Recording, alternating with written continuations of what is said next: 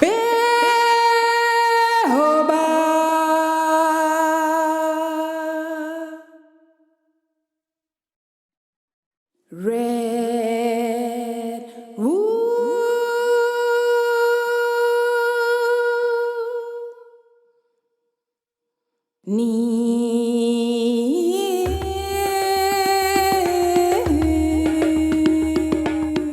बेओबाब, redwood और नीम में आपका स्वागत है।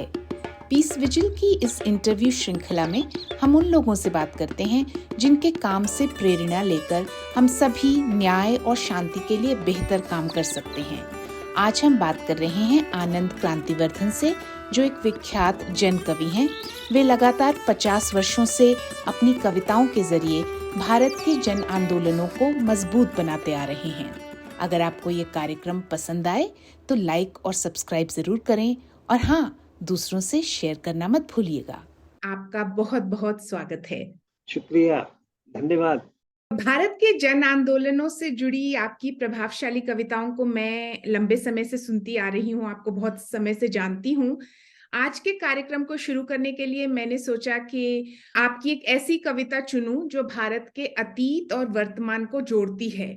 एक बहुत ही जिसे कह सकते हैं त्रासदी भरी दुखद वास्तविकता के जरिए एक ऐसी असलियत जो लगातार चली आ रही है। तो अगर आप इजाजत दें तो मैं पढ़ूं? जरूर जी।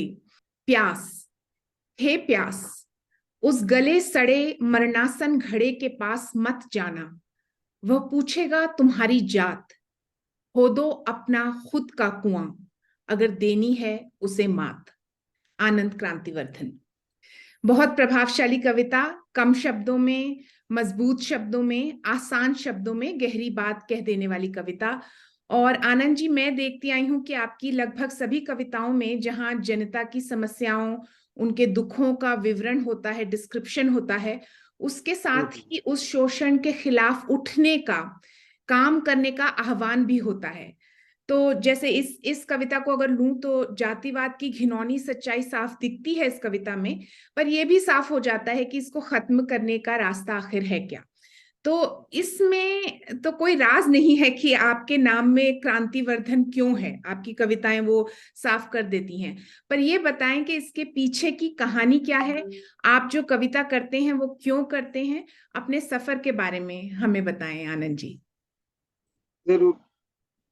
सबसे पहले तो शिरीन, तुम्हारा, समीर का और पीस विजिल का शुक्रिया कि उन्होंने इस कार्यक्रम के लिए मुझे चुना, और ये बहुत अच्छा लग रहा है तुमसे बात करते हुए।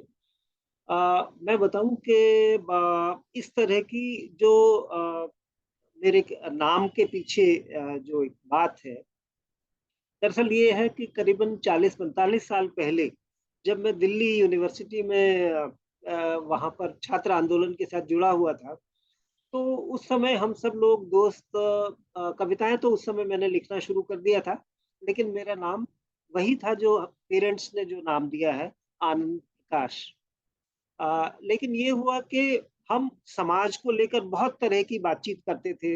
ये लगता था कि समाज, इसमें इतनी गैर बराबरी है, इतनी ऊंच नीच है, इतना भेदभाव है, तो इन सब से निजात पाने के लिए समाज में एक इनकलाब की जरूरत है, परिवर्तन की जरूरत है। हम उसी तरह की कविताएं भी लिखा करते थे उस दौर में। तो हमारे एक कवि मित्र थे, पुरुषोत्तम प्रतीक जी। तो उन्होंने कहा तुम्हारा नाम तो क्रांतिवर्धन होना चाहिए। तो मैंने कहा आनंद के साथ क्रांति। उन्होंने कहा यही तो असली बात है। तो उसके बाद से फिर हमने यही नाम शुरू कर दिया, और प्रतीक जी ने मुझे क्रांतिवर्धन बना दिया। अरे वाह। और तो क्रांति से तो अल्टीमेट हमारा गोल तो यही है ना कि जो भी क्रांति हो उससे सबको आनंद प्राप्त हो। तो आई थिंक हाँ, यकीनन यकीनन। जो वो कविताएं तब लिख रहे थे कॉलेज के जमाने में, आपका पैशन था वो, या वो एक आपको लगता था कि ये मेरी एक एक्सप्रेशन की एक तरीका है क्या, मतलब किस वजह से कविता? दरअसल हुआ यूं कि हमारे घर में जब मैं स्कूल स्टेज में था, तो कबीर को मैं पढ़ता था, और कबीर ने मुझे बेहद प्रभावित किया। और मुझे लगता था कि एक विद्रोही कवि है कबीर, और वो समाज के हर उस नब्ज पर हाथ रखते हैं इसको बदलने की जरूरत है। जैसे कि अब वो कहते थे कि पत्थर पूजे हरि मिले तो मैं पूजूं पहाड़, उससे ये चाकी भली पीस खाए संसार। तो जो कवियों का एक खास अंदाज होता है, उससे अलग हटकर एक खुरदुरी बात कहना और एक ऐसी बात कहना जो समाज को बदलने का मादा रखती है, तो वहां से मेरी यात्रा शुरू हुई। और शुरुआत में मैं वैसा ही बनने की कोशिश करता था, लिखने की कोशिश करता था जैसा कि 500-600 साल पहले पैदा हुए कबीर लिखा करते थे। और धीरे धीरे जब मैं थोड़ा और मैंने आधुनिक कवियों को पढ़ा और इस समाज के साथ में गहराई से मेरा तादात्म्य बना, तो मुझे समझ में आया कि इस समाज को वाकई में आज उन तमाम परिवर्तनों की जरूरत है जिसके लिए कबीर, जो 700 साल पहले हुए, कबीर जिसके लिए उठ खड़े हुए थे और आवाज उठा रहे थे। तो उसके बाद से हमारी समझ में आने लगा कि कैसे इस समाज में जो गैर बराबरी है, जो भेदभाव है और उस तरह की एक्सप्लॉयटेशन वाली चीजें हैं, उनके खिलाफ एक आवाज उठानी चाहिए। और वहीं से मेरी सफर, कविता का सफर शुरू हुआ। और शुरुआत में भी नहीं, आप देखिए कि जब इमरजेंसी लगी, देश के अंदर आपातकाल शुरू हुआ, उस समय तो मैं 23-24 साल का रहा हूँगा। तो इतना जुनून था हम लोगों में कि हम इमरजेंसी के खिलाफ कैसे क्या करें। तो हम लोगों ने एक कवियों का एक ग्रुप था, तो कैसी कविताएं लिखते थे, मैं एक छोटा सा उसका नमूना आपके सामने रखता हूँ। जब वे आग बुझाने में नाकामयाब रहे तो उन्होंने एक इमरजेंसी मीटिंग बुलाई और सर्वसम्मति से ये तय किया कि चूंकि इस आग का खुले में रहना खतरनाक है, इसलिए इसे गिरफ्तार कर लिया जाए। कुछ समय के बाद सारे कैद खाने एक विस्फोट के साथ उड़ गए और आग सब जगह फैल गई। तो ऐसी कविताएं हम उस दौर में लिखा करते थे। जो मुख्य धारा के की जो कविता उस समय थी, उससे थोड़ा सा अलग हमारी कविता रहती थी, लेकिन फिर भी लोग बहुत पसंद करते थे। यही वो दौर था जब हम निशांत नाट्य मंच से जुड़े।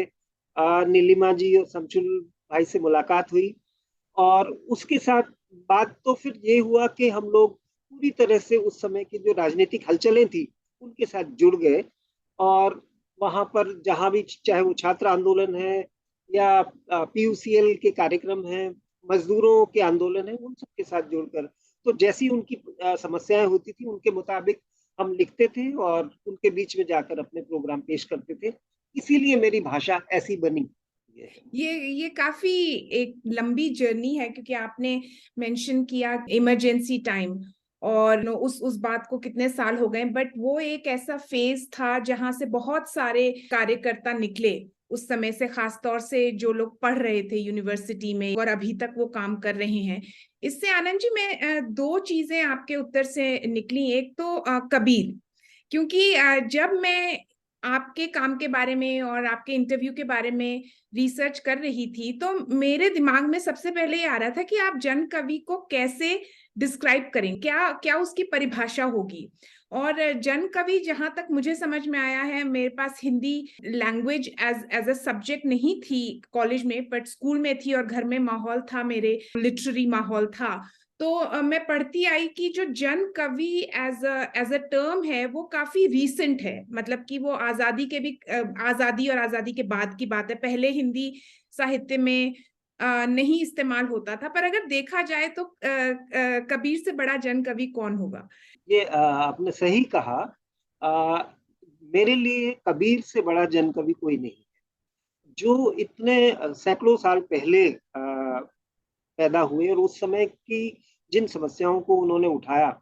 और सबसे इसमें एक खास बात यह है कि उन्होंने, वो उनकी भाषा के बारे में कहा जाता है कि वो सधुक्कड़ी भाषा, जिसको लिटरेचर में हम लोग बोलते हैं। इसका मतलब है कि जैसे साधु लोग जगह जगह भ्रमण करते रहते हैं, नए नए शब्द भाषाएं सीखते रहते हैं, तो उस वो जो भाषा है, वो जिसमें तमाम तरह के मजहबों की, बिरादरियों की, गरीब वर्ग की, सबकी भाषाओं के शब्दों का एक संकलन कह सकते हैं, उसका प्रयोग कबीर अपनी भाषा में करते हैं। और जो दूसरे कवि हैं उस समय, वो संस्कृत निष्ठ भाषा का प्रयोग करते हैं या दूसरी तरह की ऐसी भाषाओं का प्रयोग करते हैं जो आम लोगों की समझ से थोड़ा मुश्किल हैं उसके लिहाज से। इसीलिए उस दौर के जो जन कवि हैं, जिनको आपने अगर ये टर्म हम उन लोगों के लिए इस्तेमाल करें जो हालांकि आधुनिक दौर की देन है, तो उसमें सबसे ऊपर तो मुझे कबीर ही लगते हैं। उसके बाद गुरु नानक हैं, रैदास हैं, दादू हैं, और अमीर खुसरो हैं। उनकी आप देखिए कि कितने साल पहले वो पैदा हुए और उसके बाद से अभी तक हम उनकी लिखी हुई वो तमाम चीजें आज भी हम इस्तेमाल करते हैं। गजल और कव्वाली की शुरुआत वहां से मानी जाती है, जो कि बहुत ही लोकप्रिय विधाएं हुई। और तो उनकी जो भाषा है वो बिल्कुल आम लोगों की भाषा है, और उसी तरह की शब्दावली का उन्होंने प्रयोग किया। और मैं भी ये मानता हूँ आज के दौर में, जैसे अगर हम जन कवि की बात करें, जन कवि तो वही है ना जो आम जन के दुख दर्द तकलीफों और उनकी समस्याओं पर लिखे और उन्हीं की भाषा में लिखे, तभी तो हम कम्युनिकेट कर पाएंगे। देखिए, भाषा सबका सबसे इम्पोर्टेंट जो एलिमेंट है वो है कम्युनिकेशन। और अगर हम शुद्ध भाषा लिख रहे हैं लेकिन वो कम्युनिकेट नहीं कर पा रही है, तो ऐसी भाषा का कोई मतलब नहीं है। इसीलिए ऐसी भाषा जो आम फहम भाषा हो, उसी भाषा में लिखा हुआ, आप देखेंगे कि शैलेंद्र हैं, साहिर हैं, या दूसरे तमाम जो उस दौर के लेखक हैं, कवि हैं, उनकी उनके जो रचनाएं हैं, उनकी गजलें हैं, उनकी नज़में हैं, वो आंदोलनों का के स्लोगन बन गई, नारे बन गए, क्योंकि उनमें आम लोगों के साथ जुड़ना और कनेक्ट करने की ताकत थी, और वो ताकत उनकी भाषा की वजह से थी। तो ये आपने बहुत ही अच्छी तरह से समझा दिया हमें कि आखिर जन कवि क्या होता है। कि एक तो ये कि जो दुख दर्द को समझ सके और उसके बारे में बात करे, कविता में जो आम जनमानस के जो दुख दर्द हैं, उनके उनके संघर्ष हैं, और वो ऐसी भाषा में करे कि जो लोगों को समझ में आए। और उस हिसाब से देखा जाए तो मुझे लगता है कि जन कवि हमेशा से रहे हैं, जब से कविता रही होगी तब से शायद जन कवि रहे हैं। और जब से उनकी बातें, लाइक हम अंग्रेजी में बोलते हैं वर्ड ऑफ माउथ, फैलती हैं, उसके बाद कहीं लिखी जाती हैं, तो वो इतनी ऐसी कविता होनी चाहिए कि जो जुबान पर चढ़ जाए हमारी, और हम बोलते रहें। जब ज्यादातर लोग पढ़ना लिखना नहीं जानते थे, तब भी वो कविताएं फैली। तो ये बहुत अच्छी सुंदर बात है। तो दूसरी बात जो मुझे महसूस हुई, और आप प्लीज मुझे बताइएगा अगर मैं गलत हूं, लय लय होनी चाहिए कोई, मतलब उसको हम गा सकें। ये जरूरी नहीं है कि हर कविता जो जन कवि लिखते हैं वो गाने के लिए ही बनी हो, पर मुझे ऐसा लगता है कि जन आंदोलनों में वही कविताएं याद रह जाती हैं जो लयबद्ध हो सके। आपको कैसा लगता है? हाँ, बिल्कुल, ये आपने सही कहा। देखिए, जिस समय प्रिंटिंग नहीं होती थी, जो पुराना लिटरेचर है, चाहे वो संस्कृत का है या उसके बाद की पाली, प्राकृत, अपभ्रंश, दूसरी भाषाओं का जो साहित्य है, वो अगर अभी सही सलामत है और जिंदा है, उसके पीछे वही है कि वो उसको उन्होंने छंदों में लिखा है। और छंदों में जब लिखते हैं तो वो चीज याद रह जाती है। अभी जो फ्री वर्स पोइट्री है, छंद मुक्त कविता जिसको हम लोग बोलते हैं, उसको याद रखना आम लोगों के लिए जरा मुश्किल ही होता है। लेकिन जो तुकांत जिसमें मिलते हैं, जो एक धुन के साथ और एक छंद के रूप में हमारे सामने आती है और गाई जाती है, देखिए उसकी उसमें म्यूजिक की भी, उसमें धुन की भी, गेयता की भी फोर्स उसमें मिल जाती है। तो वो उसमें लिटरेचर भी है, उसमें आम लोगों की बात भी है, उनकी भावनाएं भी हैं, और साथ में संगीत की शक्ति भी है। इसीलिए वो इन तीनों चारों चीजों का जो मिश्रण है, वो उसे और ज्यादा पावरफुल बना देता है। अभी मैं बात कर रहा था अमीर खुसरो की, वो सारे लोग आज, या कबीर भी, जो जिंदा हैं। आप देखिए तुलसीदास, जिन्होंने रामचरितमानस लिखी, वो पहले ऐसा कहा जाता है कि पहले उन्होंने संस्कृत में लिखी, उसके बाद उन्होंने उसको अवधी में लिखा, लोक भाषा में लिखा। तो आज अनपढ़ लोग भी, जो निरक्षर भी हैं, वो तक उन सारी चीजों को सिर्फ इसलिए समझ पाते हैं, एक तो वो उनकी भाषा में है, दूसरे ये है कि वो गेयता के साथ है, उसमें एक धुन है। दोहा और चौपाई जैसे छंदों का उन्होंने प्रयोग किया, जो पुरानी उस तरह की साहित्य में किया जाता था। तो इन सारी चीजों के साथ आज भी आप देखेंगे, हालांकि फ्री वर्स पोइट्री का चलन काफी बढ़ा है, लेकिन फिर भी जो दूर तक जाने वाली पोइट्री है वो छंद में ही है। इसीलिए आप देखेंगे कि आजकल हिंदी साहित्य में गजल का दौर आ रहा है लौट कर। और सिर्फ हिंदी में ही नहीं, पंजाबी और हमारी दक्षिण भारतीय भाषाओं में भी गजल वो आ रहा है। तो गजल का जो इतना पॉपुलर होना है, उसके पीछे उसकी एक बड़ी बात यही है कि एक छोटी फॉर्मेट में, और वो उसके अंदर जो रिदम होती है उससे वो ज्यादा पॉपुलर होती है और ज्यादा कम्युनिकेट करती है अपने आप को। बिल्कुल, ये इसलिए जो रिदम वर्ड है वही मैं ढूंढ रही थी कि वो एक रिदम आता है, जो लयबद्ध हो सके कोई चीज। I think rhythm really conveys that thought. अंग्रेजी हिंदी बोलने वाले सभी समझ जाते हैं कि जब कविता में एक रिदम होता है तो हमें याद रहती है, हम आगे उसको किसी और को बता भी सकते हैं। जैसे मैं चाहूंगी कि ये आपकी एक कविता हाल की ही है, जो महिला पहलवानों के संघर्ष के बारे में आपने लिखी। इन्हीं बिल्कुल बेटियों ने तो हमको स्वर्ण पदक दिलवाया था, और राष्ट्र ने झूम झूम कर जनगण मन दोहराया था। आज उसी बेटी का आंचल कुछ दुशासन खींच रहे, और देश के कर्णधार सब अपनी आंखें मीच रहे। हाँक रहे डींगे ये सारे नारी के सम्मान की, आज जमी पर क्यों बैठी हैं बेटी हिंदुस्तान की। आज परीक्षा है नारी के एक आहत सम्मान की। तो इसमें लय है।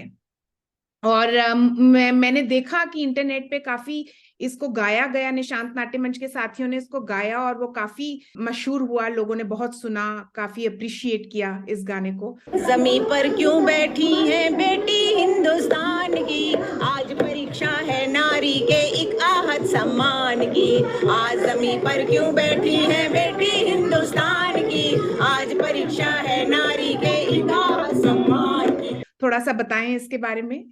हाँ, असल में जब ये महिला खिलाड़ियों के साथ जिस तरह की परिस्थितियां थी, उन्होंने यौन शोषण के आरोप लगाते हुए अपना आंदोलन शुरू किया ताकि अपराधियों को पकड़ा जा सके। तो मुझे लगा कि ये कितने आश्चर्य की बात है, जहां पर सेलिब्रिटीज के साथ भी इस तरह की चीजें हैं और उन्हें भी न्याय पाने के लिए आंदोलन का सहारा लेना पड़ रहा है।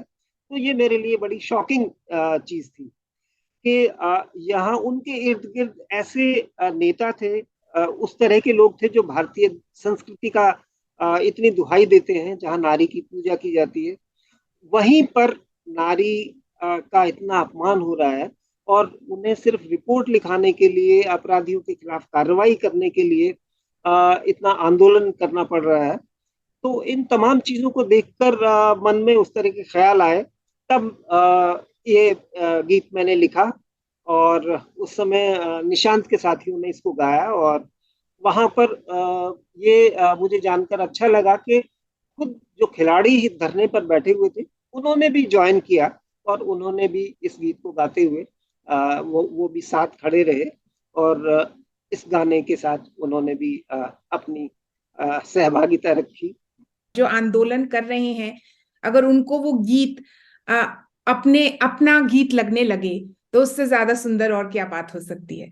और आपके तो कई गीतों के साथ ये हुआ है कई सालों से ऐसा हुआ है। आनंद जी, कोई कुछ ऐसे गीतों के हमें उदाहरण दें, पुराने आपकी कविताओं के, जो विभिन्न आंदोलनों में इस्तेमाल हुए, जैसे ये वाला गीत बहुत ही ये पॉपुलर हुआ। हाँ, ऐसा जो है, मैं एक गीत आपके सामने पढ़ता हूँ। जी जरूर। तो एक गीत था जो मैंने आपातकाल के दौरान, जो जन आंदोलन उस समय हो रहे थे, उनके समय में लिखा था, और जिसको काफी लोगों ने पसंद किया। ये फैसले का वक्त है तू आ कदम मिला, ये फैसले का वक्त है तू आ कदम मिला, ये इम्तिहान सख्त है तू आ कदम मिला। कैद में पड़ी हुई जमीन बुला रही, कैद में पड़ी हुई जमीन बुला रही, चीखती हुई ये मशीनें बुला रही, बेजार बेकरार हवाएं बुला रही। ये जंगे इनकलाब है तू आ कदम मिला, ये इम्तिहान सख्त है तू आ जरा मिला, ये फैसले का वक्त है तू आ कदम मिला। गा रही अंधेरी रात में दिए की लौ, गा रही अंधेरी रात में दिए की लौ, अब जहां से अंधकार को समेट दो। गा रही अंधेरी रात में दिए की लौ, अब जहां से अंधकार को समेट दो, हर ओर जिंदगी की रोशनी बिखेर दो। ये जिंदगी का गीत है, जिंदा लबों से गा। ये फैसले का वक्त है, तू आ कदम मिला। ये इम्तिहान सख्त है, तू आ कदम मिला। वाह, जिंदा लबों से गा, ये जिंदगी का गीत है, जिंदा लबों से गा, क्या बात है, बहुत ही अच्छे। और ये गीत तो मुझे बहुत अच्छी तरह से याद है, बचपन से बहुत इस्तेमाल हुआ ये गीत। कई हाँ, बार आपके गीत नाटकों का हिस्सा भी बन गए, जो कि बहुत हाँ, अच्छी बात है। जन नाटकों में गीतों की बहुत बड़ी भूमिका होती है, आपके बहुत से गीत वहां भी इस्तेमाल हुए। ये तो इसमें मैं देख रही हूँ आनंद जी, जैसे आपकी और कविताओं में भी है कि बहुत खूबसूरत उर्दू के शब्द भी इस्तेमाल होते हैं। और हाल ही हाँ, में हमारी एक पीस विजुअल सपोर्टर हैं कुसुम वागले जी, उन्होंने एक बड़े अच्छा वीडियो हमें भेजा था हिंदुस्तानी के बारे में, कि किस तरह से जो हिंदी और उर्दू को अलग अलग करके रखा जाता है, वो असल में कितनी बेवकूफी की बात है, क्योंकि जो आम बोलचाल की भाषा है उसमें तो सभी तरफ से शब्द आते हैं, और एक तरह से अगर देखा जाए तो हिंदी और उर्दू को अलग अलग करना नामुमकिन सा है। तो ये बिल्कुल। थोड़ा सा जी, इस पर अगर आप रोशनी डाल सकें, और आपकी खुद की कविताओं में जो शब्द आते हैं उनके बारे में थोड़ा हमें बताएं। देखिए, जन कविता की भाषा क्या है? अ, जन कविता की भाषा वही है जो जन की भाषा है, और उसका कंटेंट भी वही है जो जन का के दिल में जो वो महसूस करते हैं। इसीलिए भाषा को लेकर दो तरह की चीजें हमेशा से रही हैं। 1947 में जब अंग्रेजों से मुक्ति मिली, तो उसके बाद जो संविधान सभा बनी, उसने भाषा के सवाल पर काफी शिद्दत से, काफी गर्मजोशी के साथ इस पर बहस मुबाहिसा हुआ, बातचीत हुई। और उसमें 3 दिन तक इस पर बहस चली, भाषा क्या होगी, उसका उसका स्ट्रक्चर क्या होगा। तो कुछ लोग ऐसे थे जो चाहते थे कि संस्कृत वाली हिंदी हो, और कुछ वो थे जो गांधी जी जिस भाषा की बात करते थे, हिंदुस्तानी भाषा की बात करते थे, उसकी बात होनी चाहिए। और हिंदुस्तानी होते ही भाषा का जो दायरा है वो कई गुना बढ़ जाता है, और जैसे ही हम उसको संस्कृत की तरफ ले आते हैं तो वो एक कुएं जैसा हो जाता है।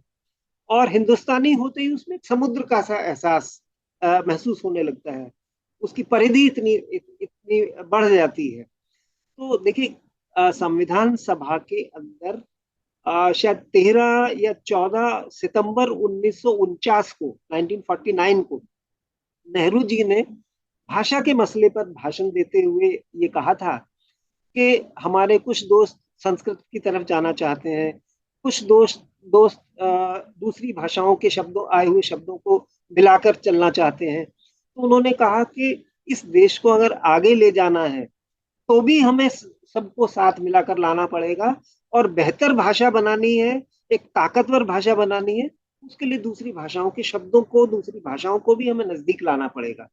इसीलिए, और उन्होंने ये भी कहा था कि बहुत सारी बातें ऐसी हैं जो हिंदुस्तानी भाषा में ज्यादा असरदार तरीके से, ज्यादा इफेक्टिवली कही जा सकती हैं, जिनको आप संस्कृत वाली भाषा में नहीं कह सकते उस तरह से, उसमें वो असर पैदा नहीं होगा।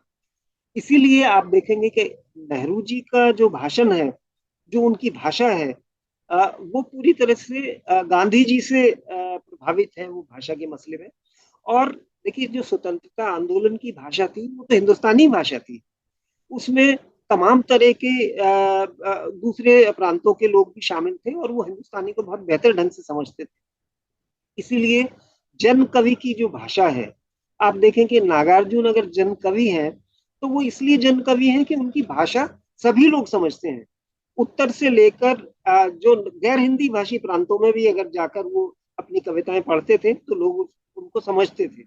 और उसका सबसे बड़ा जो कारण है वो यही है कि उन्होंने भाषा को लेकर इम्पोर्टेंस नहीं दी, उन्होंने कम्युनिकेशन को इम्पोर्टेंस दी। भाषा की असली जो ताकत है वो उसकी संप्रेषणीयता में है, कम्युनिकेशन की जो ताकत है उसमें है। तो अगर हम शुद्ध भाषा बोलें और उसमें कम्युनिकेट ना कर पाए वो, तो फिर ऐसी भाषा का क्या मतलब? भाषा का मनुष्य ने जो खोज की है, उसके वो खोज करने के पीछे एक ही कारण है कि वो अपनी फीलिंग्स दूसरे तक पहुंचा सके।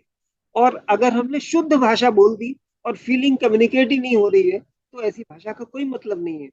इसीलिए आम आदमी के दुख दर्द तकलीफ और उसके जो आंदोलन की जो आवाज है, वो वही भाषा हो सकती है जो जिसको वो सब समझते हैं, जो उनके दिल की भाषा है, और वो हिंदुस्तानी है। बिल्कुल, आपने बहुत ही अच्छी बात कही है। और मुझे हमेशा से लगता है that the function of language ultimately is communication, like you said. तो वो कैसे, अगर आप अपनी बात को नहीं पहुंचा पा रहे हैं सामने वाले को, कितना भी अच्छा आपने लिखा हो, उसके कोई मायने नहीं है। और ये जो हिंदी उर्दू के बीच में एक दरार खड़ी की जाती है आर्टिफिशियल, मुझे तो बड़ी ही बेवकूफी उसमें लगती है। तो ये तो बहुत ही मिली जुली संस्कृति है। और साथ ही में जैसा आपने कहा कि ये दायरा इतना बड़ा है, हम क्यों अपने आप को सीमित करें। जितना हम बढ़ बिल्कुल। सकते हैं, जितना हम उसको देख सकते हैं कितना व्यापक है, हमारा देश ही इतना बड़ा है। इतनी सारी लैंग्वेजेस हैं उसमें, इतने सारे कल्चर्स हैं, इतनी सारी खाने की चीजें हैं, इतने सारे पहनने की वेशभूषाएं कितनी हैं, सब कुछ इतना सारा है। तो हम क्यों उसको सीमित करें, इतना उसको अपने में समा सकते हैं तो उतना ही ज्यादा सुंदर होगा। इससे मुझे बिल्कुल। एक चीज याद आई कि आप जो है जहाँ काम करते थे, वो खाने से संबंधित डिपार्टमेंट था, मैंने सही कहा? खाद्य निगम। हाँ, हाँ। जी, खाद्य निगम। तो खाद्य निगम में काम करते हुए जो है, आप अपनी कविता की जो जर्नी है उसे आपने कंटिन्यूड रखा, वो चलती रही आपके उस काम में भी। तो मैं थोड़ा सा इस बारे में जानना चाहूंगी। कई लोगों को लगता है कि अगर आप आंदोलनों का हिस्सा हैं तो आप शायद काम नहीं करते। एक थोड़ी सी ये गलत फहमी लोगों को रहती है कि अच्छा, ये तो एक्टिविस्ट है, तो वो काम तो कुछ कुछ और करता नहीं होगा, ये एक्टिविज्म करते हैं, ऐसा लोगों का मानना है। पूरे लगभग 32 साल मैंने उस विभाग में काम किया, और अ, आंदोलनों के साथ जुड़ा रहा, लगातार उधर भी सक्रियता रही, और दफ्तर का जो कामकाज था, जो मेरी जिम्मेदारियां थी, जिस पद पर मैं था, वो भी सबसे बेहतरीन ढंग से मैंने किया। और मैं सिर्फ अपनी बात नहीं कह रहा, जो भी आंदोलन के साथ जुड़े होते हैं, जो भी किसी सामाजिक मकसद से सक्रिय रहते हैं, इस देश को बेहतर बनाना चाहते हैं, वो तो सबसे ज्यादा एफिशिएंट लोग होंगे। वो कई सारे काम, वो मल्टीटास्किंग करते हैं, वो बहुत सारी चीजें एक साथ हैंडल कर सकते हैं। आज भी मेरे ऑफिस के लोग इस काम के लिए मेरी तारीफ करते हैं कि किस तरह से मैंने सबसे बेहतरीन ढंग से वो तमाम चीजें की।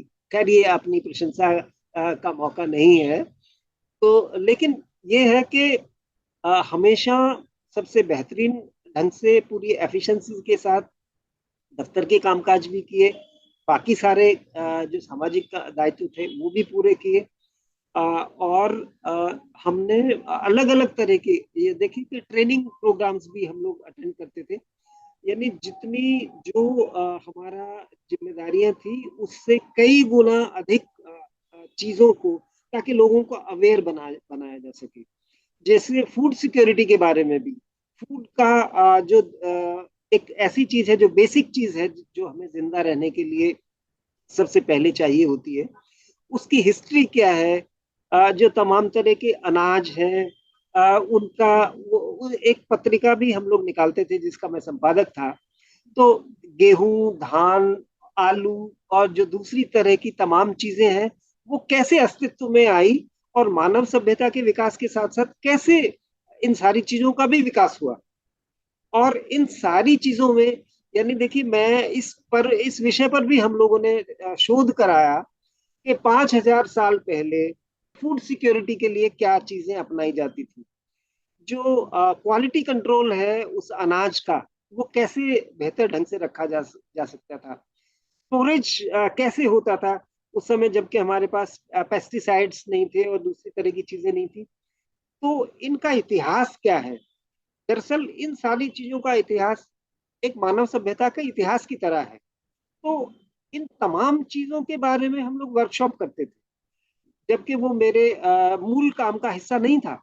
तो मैं आपको बताऊं कि जो भी लोग आंदोलन करते हैं, आंदोलन से जुड़े होते हैं, समाज को बदलना चाहते हैं, उसके लिए उनके दिल में एक कसक है, एक दर्द है, तो वे कई गुना ज्यादा मेहनत से अपने सारे कामकाज निपटाते हैं।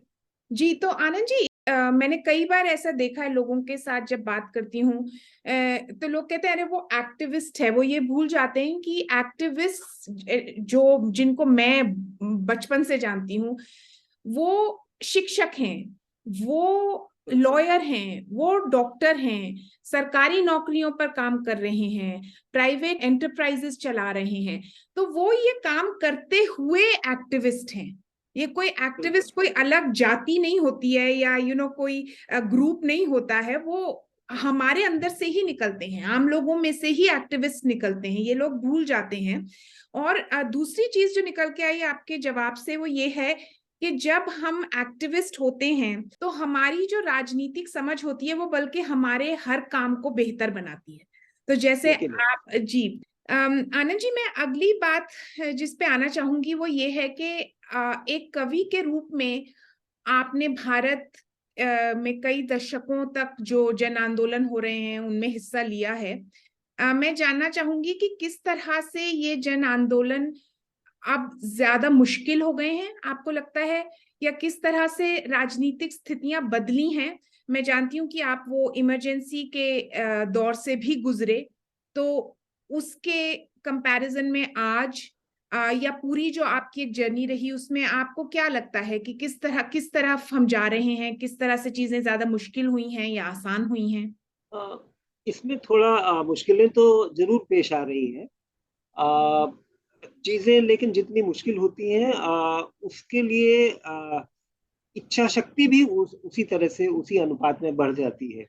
आप देखेंगे कि किसान आंदोलन हुआ, अभी महिलाओं का आंदोलन हुआ, उसके पहले शीरीन बाग में महिलाओं ने इतने लंबे समय तक आंदोलन किया।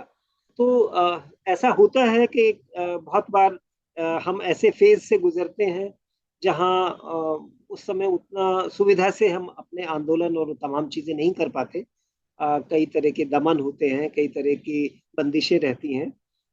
लेकिन इन तमाम चीजों के बावजूद भी चीजें बदलती हैं और लोग उतना ही ज्यादा मजबूती के साथ अपने उन मुद्दों के लिए जाते हैं।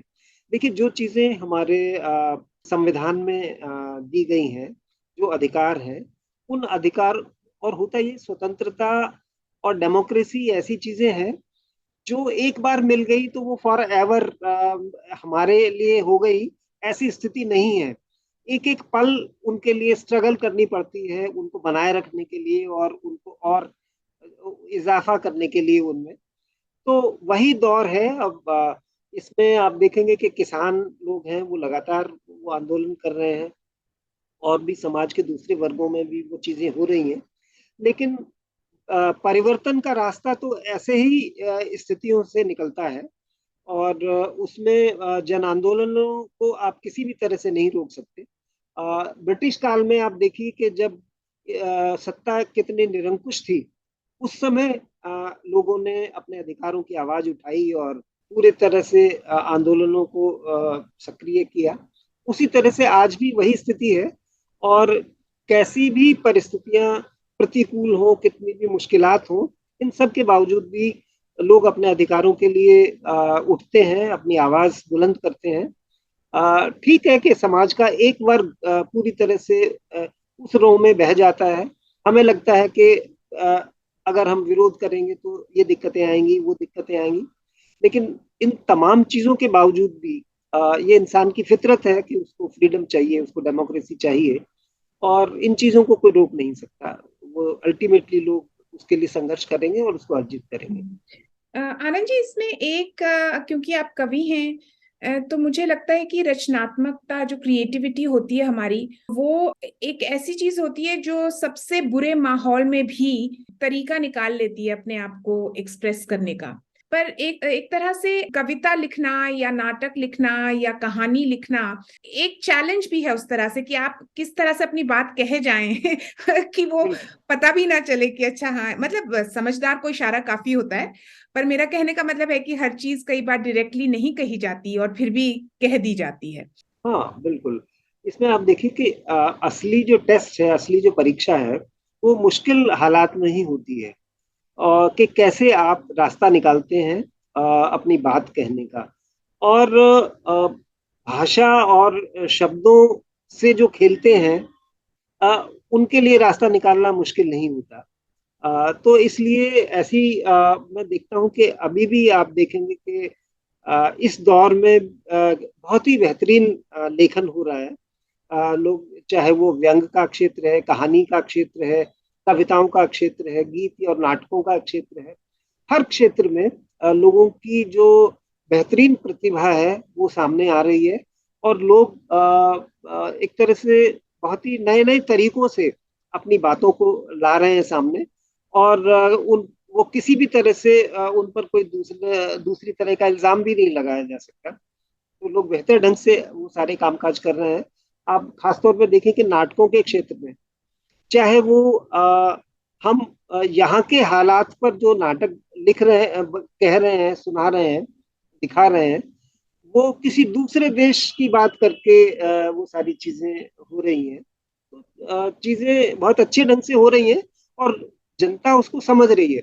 बहुत बार ये होता है कि जब हम इनडायरेक्टली किसी चीज को कहते हैं तो शायद हम कम्युनिकेट नहीं कर पाते, लोगों तक वो चीज पहुंचती नहीं है। ऐसी बात नहीं है, बिल्कुल आम लोग उसको बहुत अच्छे से पकड़ते हैं और उसे एंजॉय करते हैं, उसको समझते हैं कि हाँ, यही बात सही है। जी, और मुझे लगता है कि इसके लिए भी तैयार रहना चाहिए कि अगर हमारा संदेश पहुंचेगा तो किसी को तकलीफ भी देगा और अगर हमें हाँ, उसका खामियाजा भुगतना पड़े तो वो भुगतना पड़ेगा, क्योंकि आखिरकार हमने अपनी पॉलिटिक्स जाहिर करी है। तो वो तकलीफ तो देगी किसी ना किसी को। हाँ, जी। मुझे इसमें ऐसा भी लगता है कि कई ऐसी चीजें बहुत कम शब्दों में कई बार कह दी जाती हैं, कविता ही नहीं बल्कि मीम्स के जरिए। जैसे अभी हाल ही में किसी ने ये लिखा कि एक बार जर्मनी में प्रसिद्ध कवि गिरफ्तार किए गए। 3 साल की बेटी ने माँ से पूछा, पापा को पकड़कर क्यों ले गए? माँ बोली, पापा ने हिटलर के खिलाफ कविता लिखी है। बच्ची बोली, अरे तो वो भी पापा के खिलाफ लिख देता। माँ ने कहा, वो लिख पाता तो इतना खून खराबा क्यों होता अगर वो हाँ, लिख पाता। तो बिल्कुल। जी। हालांकि आनंद जी, इसमें मुझे ये भी कहना पड़ेगा कि आजकल खास कोई जरूरी नहीं है कि कारण मिले। अगर आपको कोई तंग करना चाहे, आजकल जिस तरह की स्थिति है, लॉ एंड ऑर्डर का तो कोई मतलब रह नहीं गया है खास। तो अगर आपने कुछ ना भी कहा हो तो भी आप परेशानी में पड़ सकते हैं। तो ऐसा नहीं है कि कहने पर ही परेशानी हो। हाँ, जी जी। बिल्कुल बिल्कुल उस तरह की स्थितियां हैं या यकीन। जी जी। आनंद जी, अंत में मैं बात करना चाहूंगी। एक बहुत ही ज्वलंत मुद्दा है हम सभी के लिए, चाहे हम दुनिया में कहीं भी हों, और वो है एनवायरनमेंट। उसके बारे में खास तौर से इसलिए बात करना चाहूंगी क्योंकि कई बार सभी जगह मैं देखती हूँ, सिर्फ बात होती है प्लास्टिक के बारे में, या आप अपनी बोतल को रिसाइकल कर लें या पानी वेस्ट ना करें, और इस तरह की बातों से लेकर जो है पर्यावरण के बारे में डिस्कशन होता है। जबकि हम जानते हैं, जो लोग राजनीतिक समझ रखते हैं खासतौर से, वो ये समझते हैं कि ये एक बहुत ही बड़ा इशू है जिसमें बड़े बड़े कॉरपोरेट्स इन्वॉल्व हैं, और ये सिर्फ आपके और मेरे बॉटल को रिसाइकल करने से ये समस्या नहीं सॉल्व होगी। तो आपने जो 2 कविताएं मैंने आपकी पढ़ी रिसेंटली, जो आपने विश्व पर्यावरण दिवस के मौके, जो कि 5 जून को था, उस पर लिखी थी। एक तो जिसमें नदियां किस तरह से मिलती हैं, और वो जो तूफान आ रहा है, वो कैसे वो इतने नाराज हैं कि वो अब अल्टीमेटली जाके समुद्र में मिलेंगी, और ये वो अपनी नाराजगी जाहिर कर रही हैं। और दूसरी कविता है जिसमें मैंने बहुत गहरी राजनीतिक समझ देखी है, जो कि ऑब्वियसली आप लिख रहे हैं तो उसमें होगी ही, पर वो मैं पढ़ना चाहूंगी, थोड़े से शब्द, बट फिर मैं चाहूंगी कि आप उसे पढ़ें पूरा।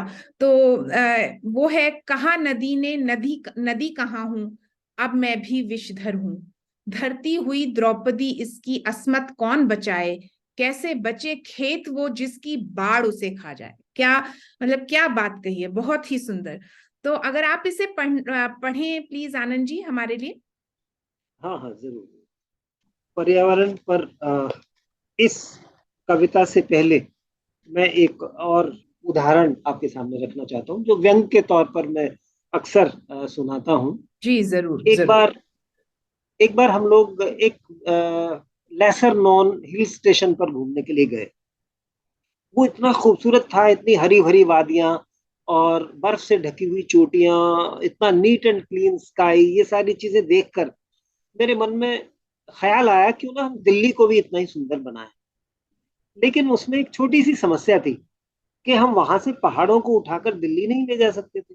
इसलिए हमने ये सोचा कि क्यों ना दिल्ली के लोकल रिसोर्सेज का इस्तेमाल करते हुए वहां के अपने खुद के पहाड़ों का निर्माण किया जाए। तो जब आप मुकरबा चौक या गाजीपुर की तरफ जाते हैं तो सुगंध के महासागर के बीच खड़े हुए जो विशाल मलयानिल पर्वत आपको दिखाई देते हैं, वो हमारी इन्हीं कोशिशों का नतीजा है। अगर चांदनी रात में आप कचरे के इन पहाड़ों को देखेंगे तो आपको लगेगा जैसे हारा थका चांद इस कचरे के पहाड़ पर बैठकर आराम कर रहा है। अभी हाल ही में भारत सरकार ने घोषणा की है कि एक मानव मिशन अंतरिक्ष में भेजेंगे और वो अगले 2-3 साल के अंदर वो मानव मिशन अंतरिक्ष में जाएगा। लेकिन मैं गारंटी के साथ कह सकता हूं कि इसके बहुत पहले हम इस कचरे के पहाड़ के जरिए चांद तक पहुंच चुके होंगे, वो भी बाय रोड, पैदल पैदल। अपने तो जिंदगी में यही ठाट रहे हैं, अपने तो जिंदगी में यही ठाट रहे हैं, जिस शाख पे बैठे हैं वही काट रहे हैं। गैरों को खिलाया क्या बड़ी बात है प्यारे, अपने ही लाडलों को जहर बांट रहे हैं, अपने तो जिंदगी में यही ठाट रहे हैं। तो अब मैं वाह वाह, जो बहुत अच्छे बहुत अच्छे। अच्छा आनंद जी, इसमें मैं एक बात आपसे करना चाहूंगी कि ये जो कूड़े के ढेरों की बात है, हाँ, ये हाँ, जो है एक अंतरराष्ट्रीय स्तर पर भी जो कैपिटलिज्म कर रहा है, पूंजीवाद कर रहा है, उसे दर्शाती है। तो जैसा हम जानते हैं कि अफ्रीका में इन कूड़े के ढेरों की वजह से पूरे के पूरे मोहल्ले, पूरे के पूरे गांव जो हैं वो बर्बाद हुए हैं, उन पर गिर गया है, लोग मर गए हैं। और जो पॉइजनिंग है और जो गैसेस वहां से निकलती हैं, उससे खास तौर से गरीब लोग मारे जाते हैं। तो जो अमीर देशों का कूड़ा है उसे गरीब देशों पर फेंक दिया जाता है, जिस तरह से हमारे शहरों में अमीर लोगों का कूड़ा गरीबों पर फेंका जाता है और वो उन कूड़े के ढेरों पर रहते हैं, उनके आसपास रहते हैं। दिल्ली में भी वही स्थिति है। गाजीपुर और मुकरबा चौक ये दो जगह हैं जहां पर कूड़े के, उनमें अक्सर आग लग जाती है, गैसेस निकलती हैं और कई बार उसकी वजह से वो ढह जाते हैं और नीचे जो उनके आसपास में जो गरीब बस्तियां हैं उनके ऊपर वो मलबा गिरता है और जिससे कई तरह की दुर्घटनाएं होती हैं। जी, तो आप जो कविता की हमने पहले बात करी वो सुनाएंगे? हाँ, हाँ। जी। अ, कहा नदी ने, इस कविता का शीर्षक है कहा नदी ने, नदी नहीं हूं अब मैं भी विषधर हूं, अब मैं भी सांप की तरह जहरीली हूं।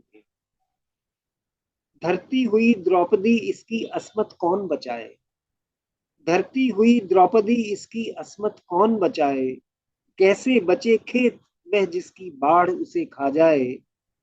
खोद खोद कर करी खोखली धरती ढोल सरीखी, खोद खोद कर करी खोखली धरती ढोल सरीखी, तन से सारी खाल खींच ली फिर भी जरा न चीखी, और जमी की अंतड़ियों से खींचा पानी सारा, और जमी की अंतड़ियों से खींचा पानी सारा, यह धरती फिर लगी सुलगने हुई सुर्ख अंगारा, यह धरती फिर लगी सुलगने हुई सुर्ख अंगारा, वह अपने झुलसे अंगों को किसको आज दिखाए, धरती हुई द्रौपदी इसकी अस्मत कौन बचाए, कैसे बचे खेत वे जिसकी बाढ़ उसे खा जाए। तन से हरियाली का आंचल तार तार कर डाला, तन से हरियाली का आंचल तार तार कर डाला, घूम रहे सारे दुशासन पहन पहन कर माला, घूम रहे सारे दुशासन पहन पहन कर माला, अब जंगल में पकड़ पकड़ कर चीते छोड़ रहे हैं, और दोस्तों को धरती की कोखें बेच रहे हैं। अब जंगल में पकड़ पकड़ कर चीते छोड़ रहे हैं और दोस्तों को धरती की कोखें बेच रहे हैं। आओ घोर अंधेरे में अब राग भैरवी गाएं, आओ घोर अंधेरे में अब राग भैरवी गाएं, धरती हुई द्रौपदी इसकी अस्मत कौन बचाए। कहा नदी ने नदी नहीं हूं, अब मैं भी विषधर हूं। हमने जो हाल कर दिया है नदियों का और अपने पूरे पर्यावरण का। कहा नदी ने नदी नहीं हूं, अब मैं भी विषधर हूं। किसका है यह दोष बताओ, ऐसी आज अगर हूं। कौन डुबो देता है सूरज अब संध्या से पहले। देखिए, अब हम ओरिजिनल सनसेट नहीं देख पाते। इतना हवा में इतना पॉल्यूशन है कि शेड्यूल टाइम से सूरज आधे घंटे पहले ही डूब जाता है। कौन डुबो देता है सूरज अब संध्या से पहले। है हिम्मत जो इस आलम में बिना मास्क के टहले। कोई किरण चीर कर निकले, तम से आंख मिलाए। धरती हुई द्रौपदी इसकी अस्मत कौन बचाए। आखिरी है, निजी मुनाफे की खातिर वे धरती लूट रहे हैं। निजी मुनाफे की खातिर वे धरती लूट रहे हैं। बेशकीमती खनिज हवा और पानी लूट रहे हैं। मुझे तो लग रहा है कि जो दूसरे ग्रहों की खोज हो रही है, शायद वो इसलिए हो रही है कि ताकि जो उनका भी यही हाल किया जा सके जो धरती का किया गया है। निजी मुनाफे की खातिर वे धरती लूट रहे हैं। बेशकीमती खनिज हवा और पानी लूट रहे हैं। अंतरिक्ष तक जा पहुंचे अब धरती के हत्यारे। अंतरिक्ष तक जा पहुंचे अब धरती के हत्यारे। एक दिन ओझल हो जाएंगे सारे चांद सितारे। हम तुम मिलकर कब सोचेंगे कौन दिशा में जाएं। धरती हुई द्रौपदी इसकी अस्मत कौन बचाए। कैसे बचे खेत वह जिसकी बाढ़ उसे खा जाए। कैसे बचे खेत वह जिसकी बाढ़ उसे खा जाए। बहुत ही पावरफुल कविता है ये। मुझे जब मैंने इसे पढ़ा उसी दिन मैंने सोच लिया कि मैं आपसे जरूर आपकी कविताओं के बारे में बात करूंगी। हालांकि जैसा कि हमने कहा कार्यक्रम में, आपकी कविताएं तो मैं वर्षों से सुनती आई हूँ, पर खास तौर से मुझे लगा कि पर्यावरण का जो विषय है उस पर जो कविताएं लिखी जाती हैं वो बड़ी उनमें उनमें पॉलिटिक्स नहीं है। उसको मतलब वो वही वाली चीजें उसमें कही जाती हैं। पानी बचाओ, प्लास्टिक मत इस्तेमाल करो, लाइट बंद कर दो। ये जो है वो असली समझ नहीं है। ये जो पर्यावरण का मुद्दा है, जैसे अब आपने इसमें जो स्टैंजा है निजी मुनाफे वाला, अब उसमें कितनी गहरी राजनीति की समझ इसमें है कि भाई बेशकीमती खनिज हवा और पानी लूट रहे हैं निजी मुनाफे के लिए। और हमने देखा है कि इसमें पहले हम कह सकते थे वो बहुराष्ट्रीय कंपनी किसी और देश से आके जो है ये सब कर रही है, बट अब तो हमारे खुद की देश की कंपनियां बहुराष्ट्रीय कंपनियां हैं जो और देशों में जाके ये कर रही हैं। जैसे ऑस्ट्रेलिया में हो गया, अफ्रीका के कई देशों में हो रहा है। और अंतरिक्ष की जो आपने बात कही वो बिल्कुल सही है कि जो यहाँ हो रहा है अगर वो वहीं और भी जगहों पे होने लगा, मतलब और भी प्लैनेट्स पर, तो ना सिर्फ हमने अपना प्लैनेट बर्बाद किया बल्कि और भी हम पूरे अंतरिक्ष में जाकर और भी जगह वही बर्बादी करेंगे। और इसमें मुझे नहीं लगता कि हमें कहना चाहिए हम, क्योंकि कुछ मुट्ठी भरी लोग हैं जो ये कर रहे हैं। पर एक तरह से ओनर्स, जब आप एड्स वगैरह देखते हैं एनवायरनमेंट पे तो ऐसे लगता है जैसे हम आम लोग जो हैं वो ही मेन प्रॉब्लम है। मतलब वो जरूर प्रॉब्लम तो है, प्लास्टिक और असली अपराधी कहीं और हैं। और हम सब गिल्टी फील करते हैं जब भी सड़क पर कोई पानी की बोतल लेते हैं या कुछ उस तरह की चीजें हैं, कचरा फेंक देते हैं, पॉलीथीन यूज करते हैं, तो हमें लगता है कि शायद आम लोग ही उसके लिए जिम्मेदार हैं। लेकिन दरअसल जो ये सारी चीजों को बरकरार रखे हुए हैं अपने मुनाफे के लिए, असली दोषी तो वो है। और इसीलिए शायद वो इसलिए दूसरे प्लैनेट्स की खोज कर रहे हैं रहने लायक, कि बाकी लोगों को मरने के लिए यहाँ छोड़ देंगे और शायद वो जाकर वहां रहेंगे। लेकिन ये नहीं पता है कि मुक्ति बोध ने कहा था ना कि सब के अपनी मुक्ति के रास्ते अकेले में नहीं मिलते। वो अकेले बचकर यहाँ से नहीं जा सकते, उनको भी बाकी लोगों के साथ उसी तरह से वही दुर्गति होगी जो बाकी लोगों की, आम लोगों की होगी। इसलिए इसमें जो असली अपराधी हैं उनको पकड़ने की जरूरत है। बिल्कुल। अब जैसे मुझे लगता है कि अगर लोगों के पास साफ पानी हो पीने का, तो बॉटल वाटर की इंडस्ट्री चलेगी नहीं 2 मिनट, क्योंकि अगर आम आदमी को साफ पानी मिल रहा हो आसानी से और सस्ता, तो वो क्यों बॉटल खरीदेगा? बहुत कम ही ऐसे लोग होंगे जो स्टेटस के लिए पानी खरीदेंगे। आम तो इंसान अब कई जगह पे पानी है ही नहीं, वो क्या करें, उन्हें लेना ही पड़ता है हाँ, बोतल का पानी, या वो इजीली अवेलेबल नहीं है। मैंने दुनिया के बहुत बड़े बड़े शहरों में देखा है पिछले 10 सालों में कि जहां क्लीन वाटर मिलता था वाटर फाउंटेन से, इवन एयरपोर्ट्स पे, अब वो बंद हो गया है, आपको खरीदना ही हाँ, पड़ेगा पानी। तो ये तो बड़ी अजीब बात है कि पानी जैसी चीज पर आप एक प्रीमियम लगा रहे हैं कि तुम तभी पानी पी सकते हो जब तुम उसके लिए पैसा दोगे। या हवा, हवा का भी वही हाल होने जा रहा है। तो वो वही कर रहे हैं कि अपने जहरीले उद्योगों के जरिए अ, वो हवा और पानी को पॉल्यूटेड कर रहे हैं, और फिर अलग से हमें पानी बेच भी रहे हैं। वो कह रहे हैं हमारे प्योरीफायर खरीदो, एयर प्योरीफायर खरीदो हमसे। तो एक तरह से वो पोल्यूशन को भी एक इंडस्ट्री के तौर पर चला रखा है उन्होंने। बिल्कुल, कई बार मैंने ये भी देखा है, पहले शुरू में, आज से कोई 15 साल पहले, किसी के घर में नेब्यूलाइजर नहीं होता था। नेब्यूलाइजर, अगर आपको नेब्यूलाइज करना है तो आपको हॉस्पिटल जाना पड़ेगा।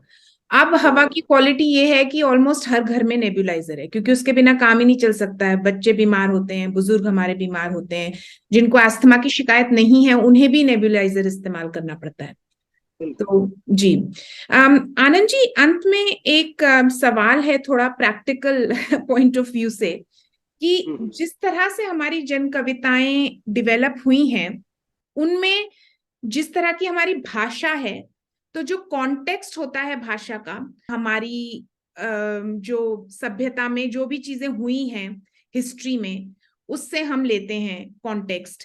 तो जैसे अब अभी जो आपने आखिरी कविता पढ़ी, उसमें द्रौपदी की बात हम्म, होती है, उसमें भैरवी की बात होती है। ऐसे हमारी शब्दावली में जो चीजें, हम जो कॉन्टेक्स्ट है वो हमारे पास्ट से है। आ, अब ये है कि इसको मैं ये कोई गलत या सही नहीं है, मगर बात ये है कि हमारे कॉन्टेक्स्ट चेंज हो रहे हैं। हमारी हमारी जो खास तौर से नई पीढ़ी है, उनके कॉन्टेक्स्ट बदल रहे हैं।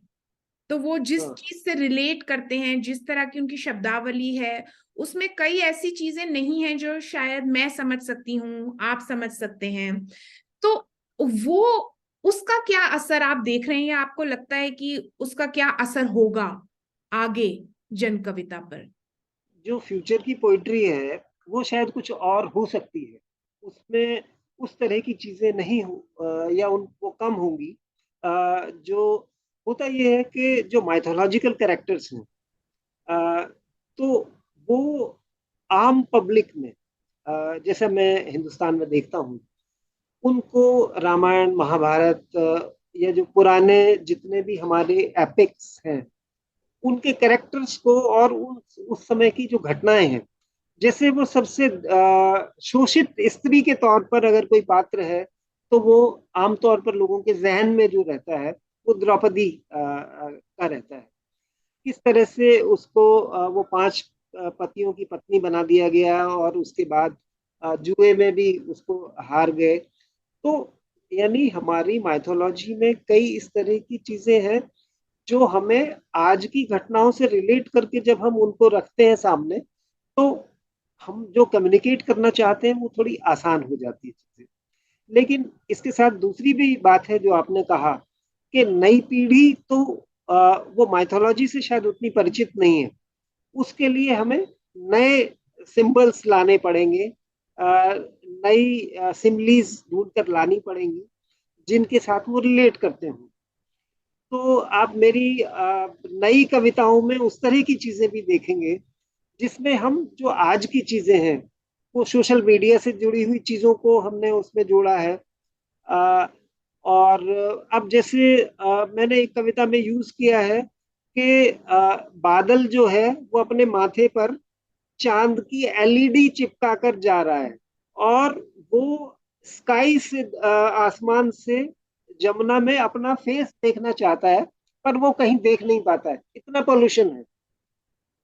तो हम धीरे धीरे नई चीजों की तरफ भी जा रहे हैं। और जो माइथोलॉजिकल जो चीजें हैं, वो भी एक तरह से दोनों कोएग्जिस्ट भी कर सकते हैं, और धीरे धीरे जो माइथोलॉजिकल कैरेक्टर्स है वो डिसअपियर होंगे और नई नई चीजें आएंगी।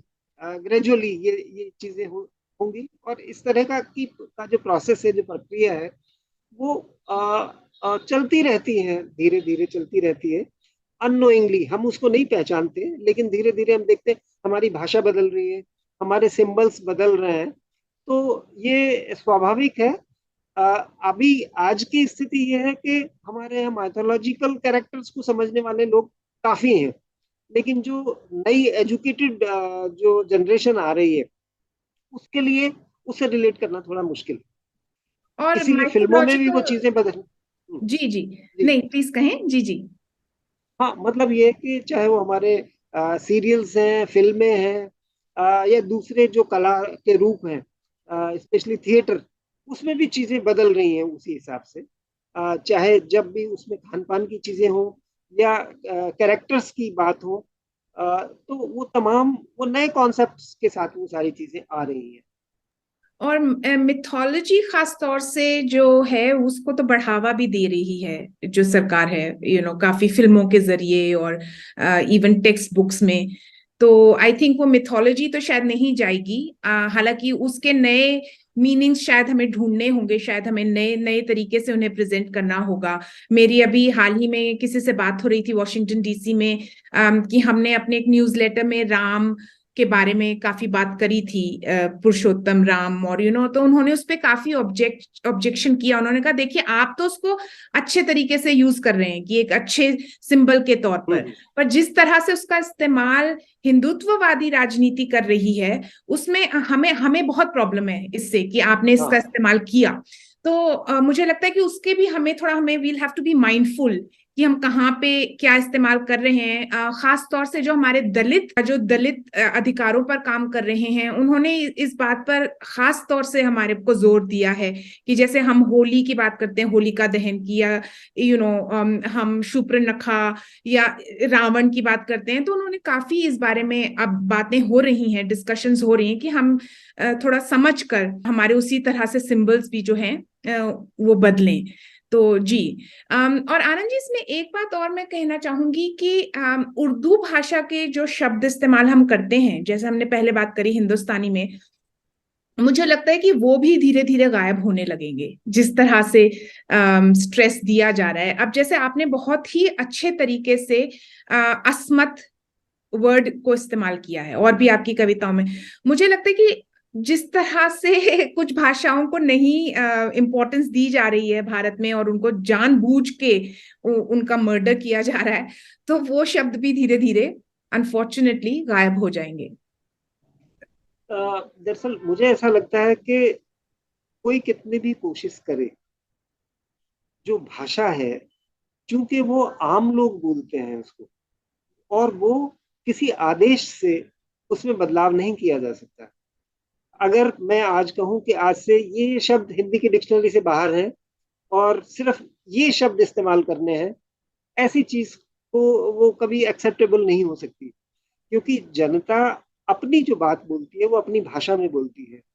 आप देखिए कि जैसे उर्दू की शब्दावली की बात है, यानी 49 में भी जब कॉन्स्टिट्यूएंट असेंबली बनी थी और जिसमें ऑफिशियल लैंग्वेज को लेकर बात हो रही थी, तब भी सिर्फ 2-3% लोग ऐसे थे जो संस्कृत वाली हिंदी की तरफदारी कर रहे थे। लेकिन बाकी ज्यादातर लोग, यानी पूरे देश में, वो लोग थे, क्योंकि भाषा का मजहब से कोई लेना देना नहीं होता। भाषा अपने आप में एक क्षेत्र से संबंधित होती है।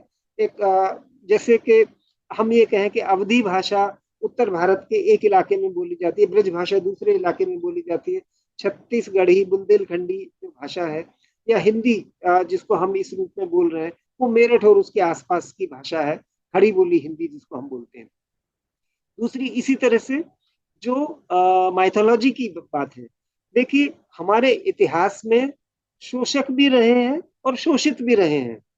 तो माइथोलॉजी भी एक, हालांकि उसको जानबूझकर उसमें कुछ खास तरह के कैरेक्टर्स को ज्यादा हाईलाइट किया गया है, ज्यादा आदरणीय और ज्यादा सम्मानजनक बनाया गया है, लेकिन जहाँ दूसरे तरह के कैरेक्टर्स हैं, वहां पर भील, कोल, संथाल ये जातियां भी हैं, वहां पर शंभूक भी है, वहां पर जो और शबरी भी है। तो इस तरह के जो कैरेक्टर्स हैं, जैसे अक्सर ये माना जाता है कि जो भूतकाल है वो बहुत गोल्डन एरा था और उसमें सब कुछ अच्छा अच्छा था।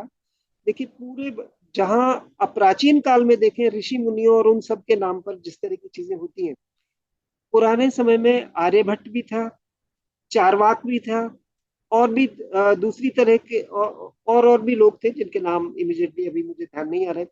लेकिन ऐसे लोग थे जो वैज्ञानिक तरीके से सोचते थे, देश को सही ढंग से ले जाना चाहते थे अपनी सोसाइटी को।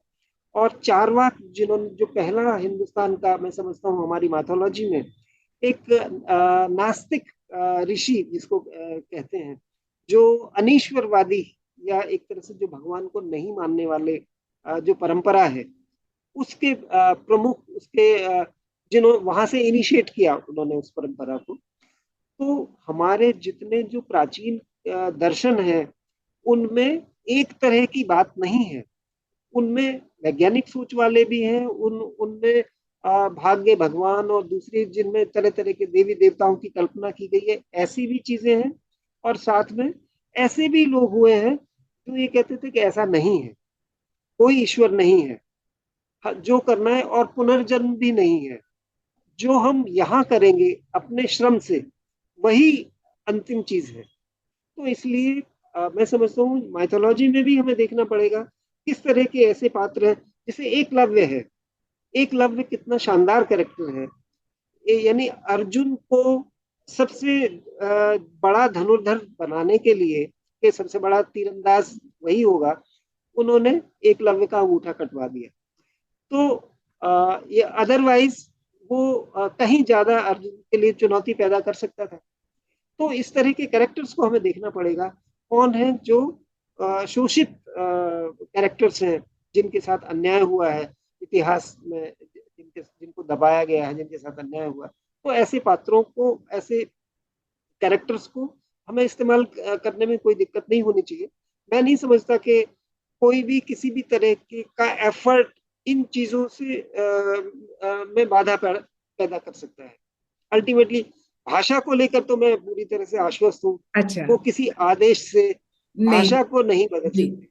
जी आनंद जी, इसमें दो बातें हैं। पहली बात तो ये है कि जब भी फासीवादी तंत्र आता है किसी भी देश में, और हमने ये देखा है बहुत से देशों में, पूरी दुनिया में, एक की भाषा पर जरूर वार होता है, क्योंकि जो होमोजेनिटी होती है, एक रूपता जिसको थोपा जाता है लोगों पर, वो एक आइडेंटिटी का इशू बन जाती है। तो जैसे भाषा डेफिनेटली उसमें एक होती है। पाकिस्तान में हमने देखा कि आप उर्दू ही बोलें, आप पंजाबी ना बोलें, जबकि पंजाबी मेन भाषा थी वहां। तो लोगों को पीट पीट के उर्दू बोलना सिखाया गया और अभी भी जब लोग उर्दू बोलते हैं उसमें पंजाबी एक्सेंट इसीलिए आता है क्योंकि वो पंजाबी बोलने वाले हैं मेजोरिटी, बट उनको जबरदस्ती उर्दू पढ़ाई गई।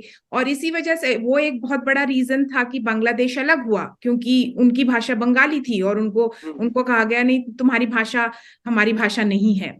उसी तरह से हमने और भी देशों में देखा, हमने तुर्की में भी देखा है ये भाषा का जो पूरा एक फासीवादी तंत्र के साथ उसका एक ऑब्सेशन होता है। दूसरी चीज ये है कि हिस्ट्री में से कई चीजें निकाल दी जाती हैं, ये उसको ऐड कर दी जाती है टेक्स्ट बुक्स में, जिससे भी भाषा पे बहुत फर्क पड़ता है। और मिथोलॉजिकल कैरेक्टर्स उसका एक तरह से हिस्सा है। अब जैसे मैं आपको एक एग्जांपल दूं, आपने एकलव्य की बात करी, तो गुड़गांव में, जैसा कि आप जानते हैं, एक मेट्रो स्टेशन का नाम है गुरु द्रोणाचार्य। जनरली जब हम किसी पुल का, किसी मेट्रो स्टेशन का, किसी एयरपोर्ट का नाम किसी शख्स के पर रखते हैं, तो हम उसको ग्लोरीफाई कर रहे होते हैं, हम ये कह रहे होते हैं ये बड़ा अच्छा इंसान था। तो अब हमारे पास एक मेट्रो स्टेशन है जिसका नाम है गुरु द्रोणाचार्य। तो जो लोग उस पर उतर रहे हैं, वहां से चढ़ रहे हैं, उनकी मेमोरी में जब से वो बना है और जब तक वो रहेगा, तो वो गुरु द्रोणाचार्य एक ग्लोरीफाइड, एक अच्छे व्यक्ति के तौर पर उनके दिमाग में है। अब आप और मैं जानते हैं कि इतिहास में या मिथोलॉजी में हम देखें तो ये तो बहुत ही जालिम आदमी था जिसने ये किया एकलव्य के साथ, बट सरकार ने उसी कैरेक्टर को ग्लोरीफाई किया है। तो हम जिस तरह से देख रहे हैं हिस्ट्री को या मिथोलॉजी को, वो अलग है एक फांसीवादी तंत्र के मुकाबले। दूसरी चीज मुझे ये लगता है कि मतलब आपके मुंह में घी शक्कर अगर ऐसा है कि भाषा बची रहे, पर मुझे ऐसा लगता है कि शायद इस पे ज्यादा जोर देना होगा। जो लोग नाटक कर रहे हैं, जो लोग कविता कर रहे हैं, उस कल्चर जो दैट सिंक्रेटिक कल्चर जो कि मिली जुली हमारी सभ्यता है, उसको बचाने की तो इवन साइंटिफिक जो आप साइंटिफिक टेम्परामेंट की बात कर रहे हैं, अब जब टेक्स्ट बुक से ऐसी चीजें हटाई जा रही हैं जैसे एवोल्यूशन या डार्विन का, पीरियोडिक हाँ। टेबल, तो हम हम्म, समझ सकते हैं कि आज से 10 साल बाद जो पीढ़ी आएगी वो उसकी क्या जानकारी होगी।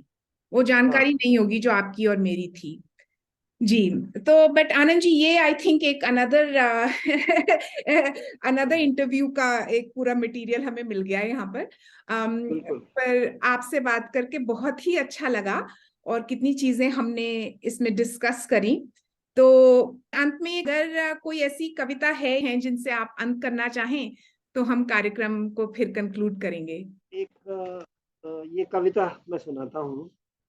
तो 2014 में जब सत्ता परिवर्तन हुआ और ये सारी चीजें हुई, तो सफाई को लेकर बहुत तरह की बातें हुई। तो उसको लेकर एक सटायर मेरे मन में आया। या तो मैं वो कविता पढ़ देता हूँ, वो शायद आपने जी पढ़ी भी जरूर, है। जरूर हाँ। जरूर। कितने शर्म की बात है जब पूरा देश कूड़े के ढेर पर खड़ा है, गंदगी का अंबार एवरेस्ट से भी बड़ा है, तू कमबख्त खर्राटे लेता हुआ खाट में पड़ा है। अरे उठ, शर्म को दिल से निकाल और एक झाड़ू संभाल। बापू ने धिक्कारते हुए मुझे जगाया और एक घिसा हुआ पुराना झाड़ू मेरे हाथ में थमाया। बोले, ये कोई साधारण झाड़ू नहीं है, ये नहीं है सिर्फ सफाई का जरिया, ये है एक संपूर्ण नजरिया। गुलामी के दिनों में इसने डंका बजाया था, इसी झाड़ू से मैंने अंग्रेजों को भगाया था। देश में अब फिर जगह जगह कचरा भर गया है और सफाई तंत्र गंदगी से डर गया है। तू उठ, खड़ा हो, ये झाड़ू संभाल और इस गंदगी को देश से निकाल। मैंने कहा, बापू मेरी क्या हस्ती है, आज नेताओं की झाड़ू के दायरे में देश की हर बस्ती है।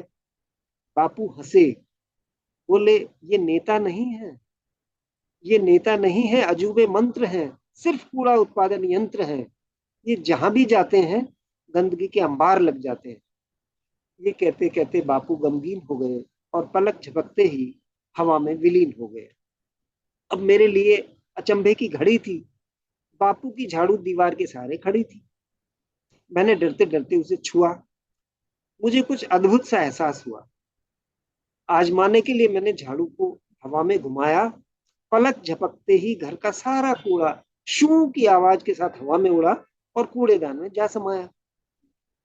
आजमाने के लिए उत्साह के मारे मैं आगे बढ़ा और एक सरकारी दफ्तर के गेट पर जा चढ़ा। तभी संतरी चिल्लाया, ठहरो, यूं सीना ताने कहाँ जा रहे हैं? जानते नहीं आज मंत्री जी यहाँ झाड़ू लगाने आ रहे हैं? मैंने खड़े होकर घुमाई नजर। सामने मेज पर रखे थे ग्लव्स और सैनिटाइजर। उनके साथ नई नवेली झाड़ुएं सजी थी और बाबुओं की भीड़ नाश्ते में बिजी थी। तभी मुख्य अतिथि तशरीफ लाए।